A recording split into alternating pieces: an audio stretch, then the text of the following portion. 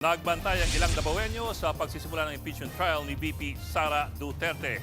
At live po mula sa Davao City, aniya sa frontline sa balita si Bril Montalvo ng News 5 Mindanao.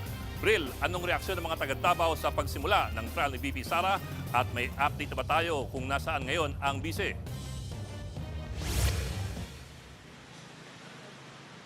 Bok, naniniwala ang ilang mga Dabawenyo at mga taga-suporta ni Vice President Sara Duterte na maaabsuelto ito sa kanyang kinaharap na impeachment trial sa Senado. Inabangan ng ilang Dabawenyo ang pag-uumpisa ng impeachment trial ng bise ngayong araw.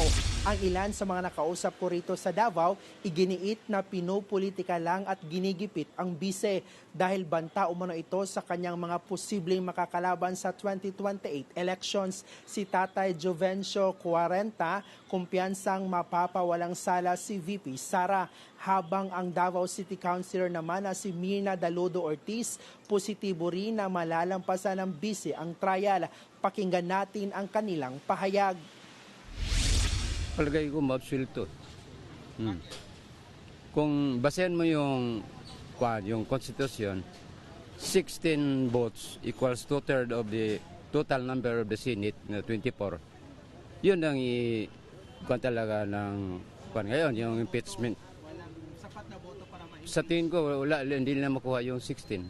Kami naman po, as lawmakers diri sa atong syudad sa Davao, makita na mo nga maayo man gayod no ang defense team sa atong halangdong presidente. So we are very optimistic nga kini karon na panghitabo malabangan ra gihapon ni no.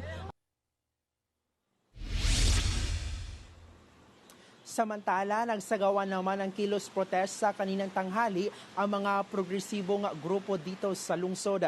Git nila dapat umanong makonvict at panagutin ang pangalawang Pangulo.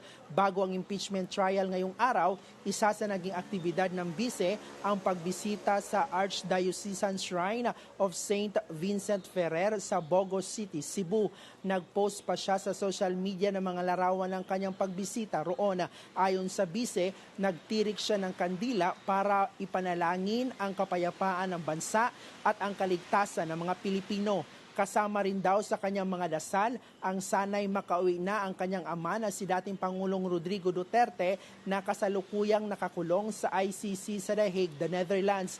Para sa kapatid naman ng bise na si Representative Paulo Pulong Duterte, hiling lang niya na maging patas ang pagdinig sa kapatid at manaig ang katotohanan.